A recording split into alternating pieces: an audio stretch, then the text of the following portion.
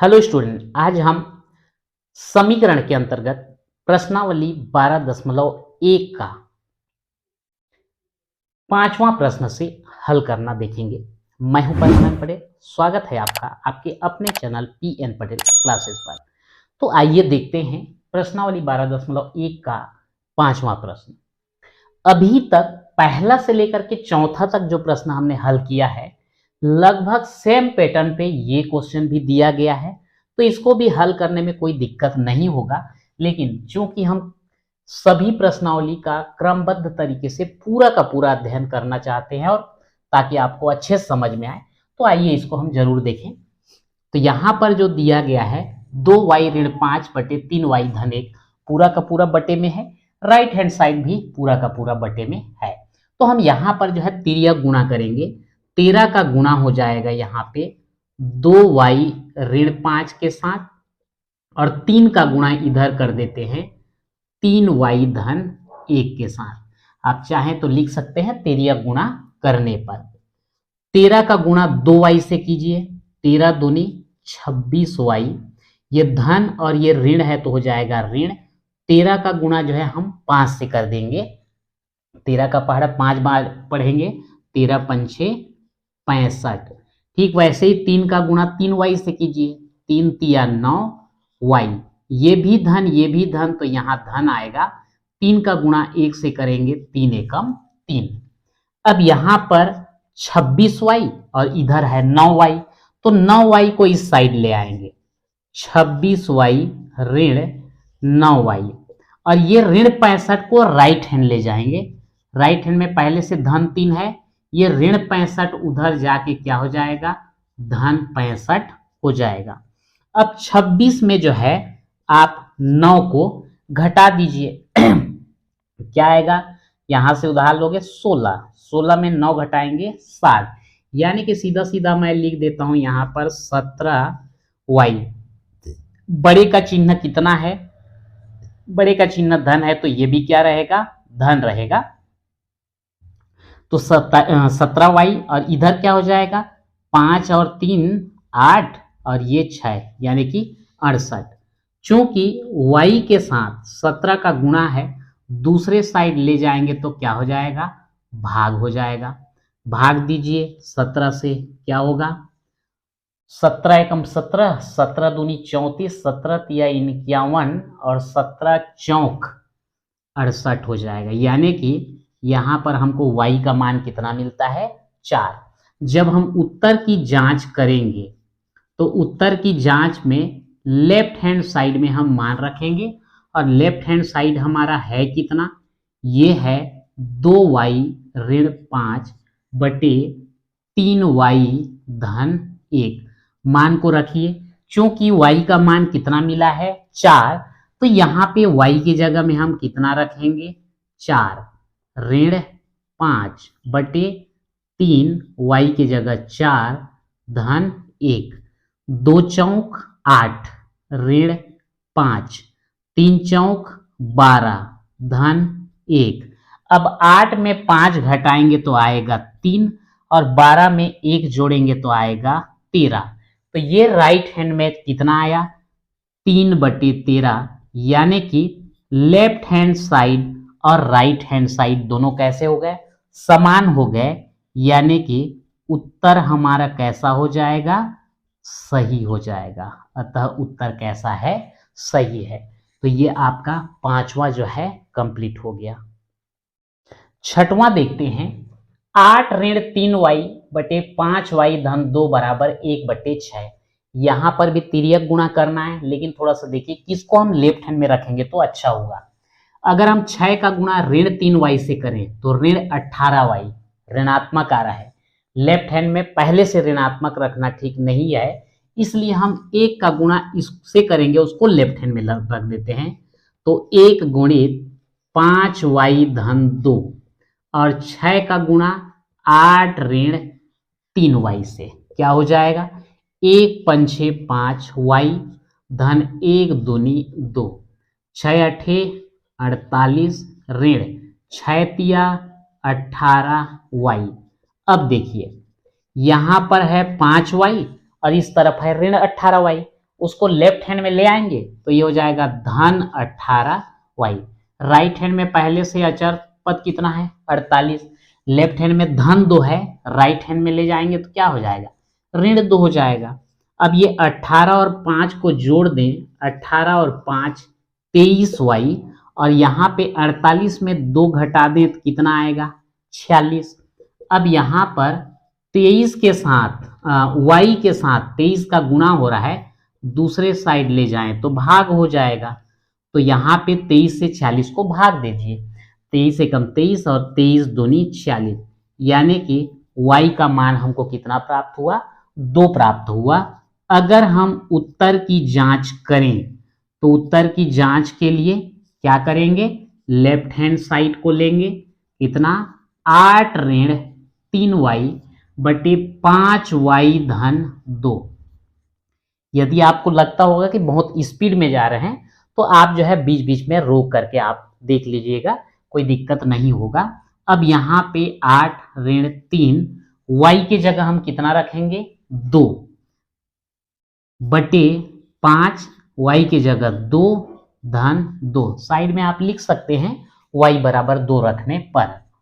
यह हो जाएगा 8 ऋण 3 दूनी 6, 5 दूनी 10 धन 2। 8 में 6 घटाएंगे कितना आएगा 2, और 10 में 2 जोड़ेंगे कितना हो जाएगा 12।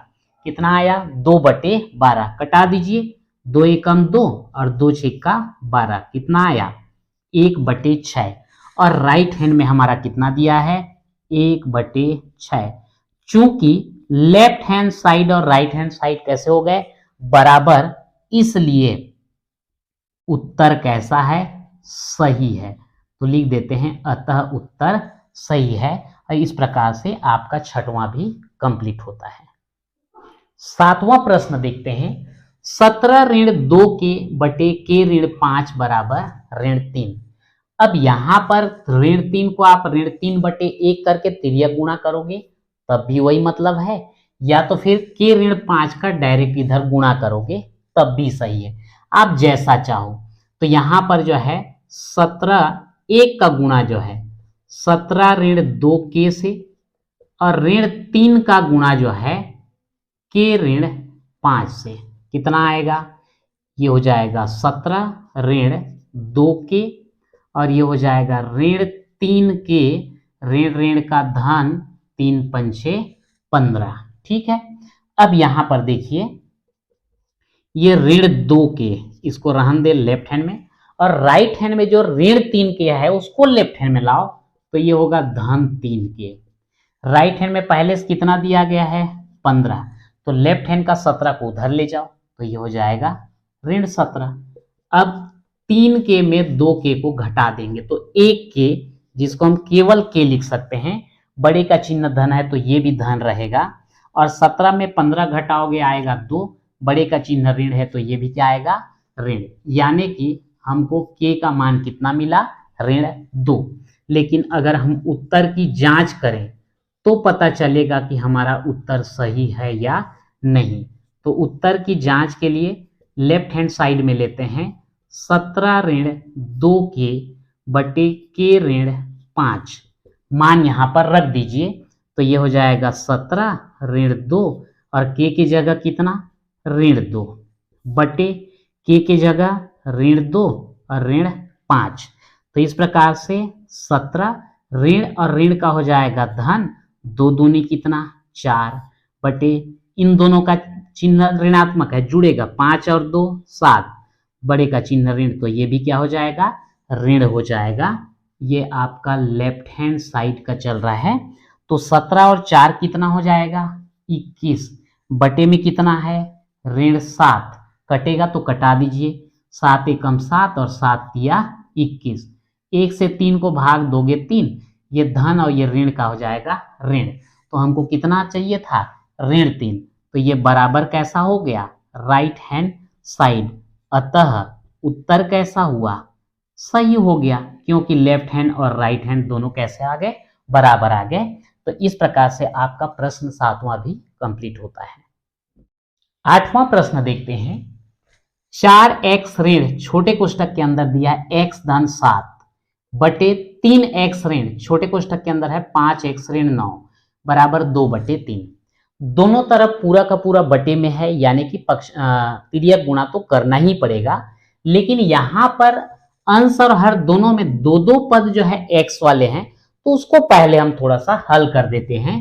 तो ये हो जाएगा आपका 4x ऋण, ये हो जाएगा x, और ये ऋण और धन का ऋण 7 बटे 3x ऋण 5x, और ये ऋण और ऋण का हो जाएगा धन 9 बराबर 2/3। अब यहां पर देखिए ये दोनों जो है समान पद तो हैं पर चिन्ह अलग अलग है, तो घटेगा 4x में 1x घटा दो 3x, बड़े का चिन्ह धन तो ये भी धन, और यहाँ पर ऋण 7 बटे इन दोनों का देखेंगे चिन्ह तो अलग अलग है पर समान पद है, अलग अलग चिन्ह कारण घटाएंगे। 5x में 3x घटाइए आएगा 2x, बड़े का चिन्ह ऋण है तो ये हो जाएगा ऋण, धन कितना 9 बराबर 2/3।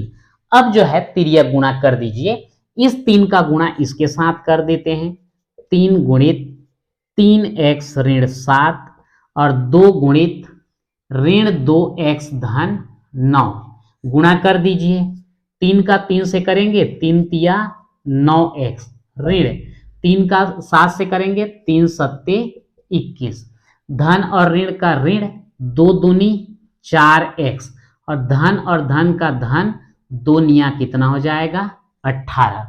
अब यहां पर जो है ये आपका 9x, तो ये राइट हैंड में ऋण 4x है उसको पक्षांतर कर दीजिए, तो इधर हो जाएगा धन 4x, राइट हैंड में पहले से 18 है लिख दीजिए, लेफ्ट हैंड का ऋण 21 राइट हैंड में ले जाएंगे तो धन 21।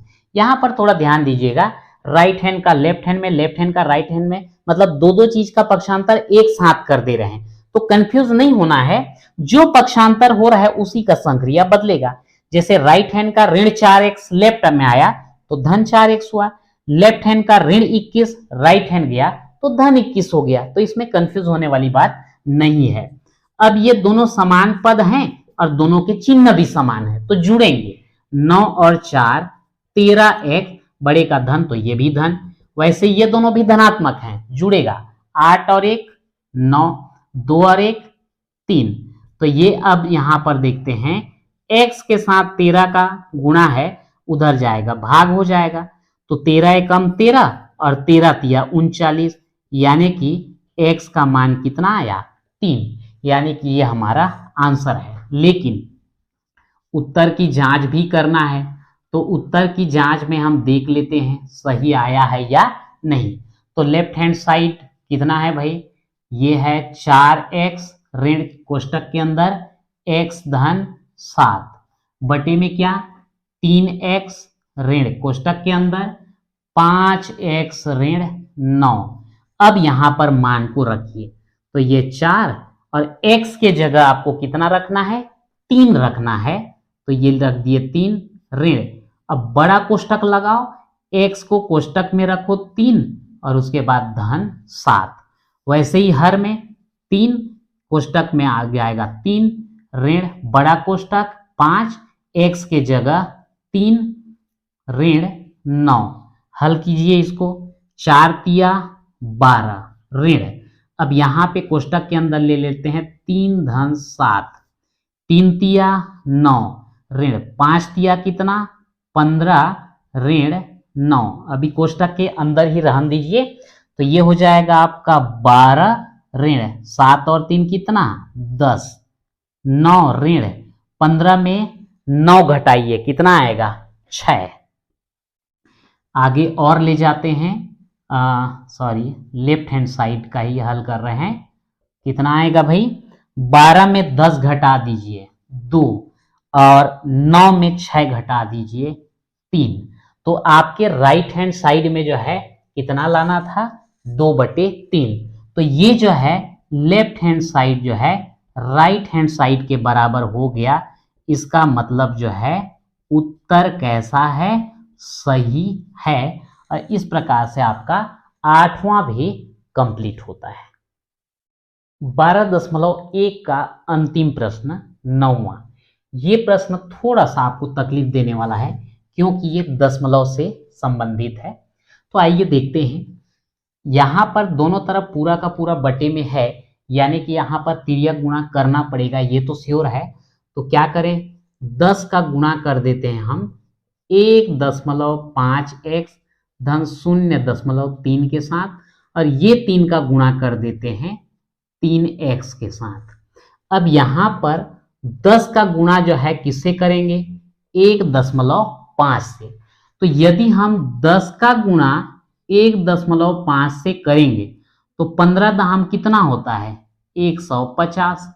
दशमलव के बाद कितना अंक, 1 अंक, तो यहाँ पे लगा लेंगे। तो 15.0 को हम क्या बोलते हैं, 15x धन 10 का गुणा 0.3 से करेंगे, 0.3 से 10 का गुणा, तो 10 तिया 30। दशमलव के बाद 1 अंक है तो इधर 1 अंक के बाद दशमलव लगा देंगे, 3.0, जिसको हम क्या लिखते हैं, 3, और ये हो जाएगा 3 तिया 9x। अब ये 9x को लेफ्ट साइड में ले आओ, 15x ऋण 9x हो जाएगा। धन 3 को राइट में लोगे तो ऋण 3 हो जाएगा। अब 15x में 9x को घटाइए तो कितना होगा, 6x। बड़े का चिन्ह धन है तो ये भी धन रहेगा, बराबर कितना, ऋण 3, या x बराबर ऋण 3/6, 3 एकम और 3 दूनी। तो इस प्रकार से x का मान हमको कितना मिलेगा, ऋण 1/2। तो यहां पर आप इसको ऋण 1/2 रखेंगे फिर भी ठीक है, इतना आंसर लिख सकते हैं। या फिर x बराबर 2 से 1 को भाग दे दोगे तो ये कितना आएगा, 0.5 आएगा। आप ये दोनों आंसर लिख सकते हैं, वो आपकी मर्जी है कि आप कैसा लिखेंगे। अब इसके बाद हम देखते हैं उत्तर की जांच। अगर हम दशमलव में लिखे हैं तो उत्तर की जांच में थोड़ा हमको सुविधा मिलेगा, जैसे 1.5x धन 0.3 बटे 3x दिया गया है। अगर हम यहाँ पे दशमलव में रखें तो x का मान क्या आएगा, ऋण 0.5, और ये है 0.3 बटे 3, और यहाँ भी ऋण 0.5 आएगा। अब गुणा कीजिए तो ये क्या होगा, 1.5 गुणित 0.5, सीधा सीधा 15 पंचे 75 कर देता हूं। दशमलव के बाद यहाँ 1 अंक, दशमलव के बाद यहाँ 1 अंक, यानी कि 1-2 अंक के बाद दशमलव, तो क्या लिखाएगा वो, ऋण 0.75 धन 0.3 बटे, इससे इसको गुणा करेंगे 3 पंचे 15। दशमलव के बाद 1 अंक है तो यहाँ पर भी दशमलव के बाद 1 अंक लगा देंगे, ये भी किस में आएगा, ऋण में आएगा। ठीक है, अब क्या होगा, 0.75, 0.75 में 0.3 को हमको घटाना पड़ेगा क्योंकि एक ऋण और एक धन है। घटाएंगे तो क्या होगा, 5 में यहाँ घटाने के लिए कुछ है नहीं तो 5, 4 में 3, 7 में 3 घटाएंगे 4, कितना आया, 0.45। बड़ा कौन है, ये, तो ऋण लगेगा, और यहाँ पे ऋण 1.5। दशमलव को हटाने के लिए सबसे बेहतरीन तरीका जो होता है वो है कि दशमलव के बाद अगर अंक समान है तो सीधा सीधा हटा दिया जाता है, लेकिन यहाँ दशमलव के बाद 2 अंक है, यहाँ दशमलव के बाद 1 अंक है। अच्छा, ये ऋण और ऋण क्या हो जाएंगे, धन, तो अगले स्टेप में मैं लिख देता हूँ 0.45 और इसको लिख देता हूँ 1.5। तो दशमलव के बाद इधर आप जितना चाहो जीरो लगा सकते हो, कोई दिक्कत नहीं होता। तो यहां पर 1 0 लगा दीजिए, मान में कोई अंतर नहीं आएगा। अब दशमलव के बाद यहां भी 2 अंक, दशमलव के बाद यहां भी 2 अंक, तो इस कंडीशन में क्या होता है कि दोनों का दोनों दशमलव हट जाएगा, तो ये आ जाएगा 45 बटे कितना, 150। अब यहां पर भाग दे दीजिए, 15 से देता हूं, 15 तिया 45 और 15 दहाम 150, कितना आ गया, 3/10, जो कि हमारे समीकरण के राइट हैंड साइड में है। तो बराबर क्या लिखेंगे, राइट हैंड साइड। चूंकि left hand side right hand side दोनों बराबर हैं, इसलिए हमारा उत्तर कैसा है, सही है। और इस प्रकार से आपका 9वां प्रश्न भी कंप्लीट हो गया। तो इसमें जो है आपका प्रश्नावली 12.1 कंप्लीट होता है। तो आज के वीडियो में इतना ही, मिलते हैं नेक्स्ट वीडियो में।